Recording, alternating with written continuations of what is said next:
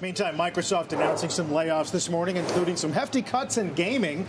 Our Kate Rooney's on that story this morning. Morning, Kate. Hey, Carl. Good morning. So Microsoft is eliminating about 4,800 jobs. That is roughly 2% of its global workforce. Biggest impact here appears to be on its Xbox gaming division, where it's cutting about 20% of staff. So this isn't Microsoft's first round of cuts, we should say. The company has been reshaping its workforce over the past few years as it shifts all of its resources, or most of them, towards its biggest priority at this point, which is, of course, artificial intelligence. Microsoft said this morning in a memo that its 4 game studios are going to become independent under new management as part of this broader restructuring. The CEO of Xbox writing to staff that this is part of a years-long restructuring. The gaming unit has seen revenue shrink in recent years, while Azure and the cloud business has really become the crown jewel for investors. The Microsoft layoffs do also fit into this broader Silicon Valley trend we're seeing.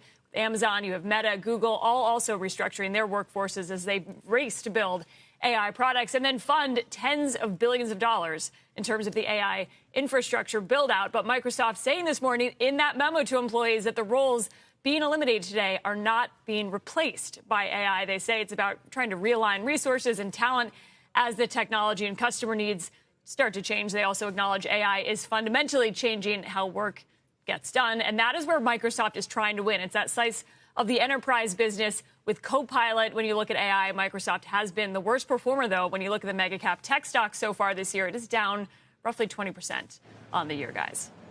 We were talking with Gil Loria in the last hour, Kate, about gaming. The reporting around this is that none of the publicly announced first-party games will be delayed or canceled, but this is clearly an acknowledgement that the gaming environment is competitive. No, it's a good point, Carl. I think the bigger takeaway is the strategic shift. If you think about how Microsoft has done these multi-billion-dollar acquisitions, and you think of Activision a few years ago being the priority for Microsoft, flash forward to where we are today, it is so much more about AI.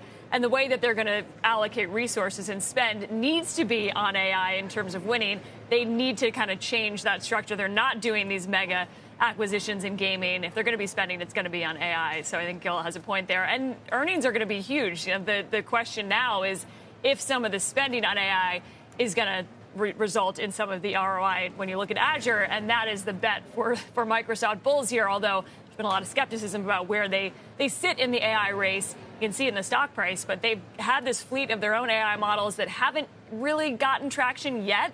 Although, as we talk about cost and enterprises not wanting to spend big on OpenAI and Anthropic, Microsoft is trying to kind of position itself as a cheaper yet also competitive option. Yes.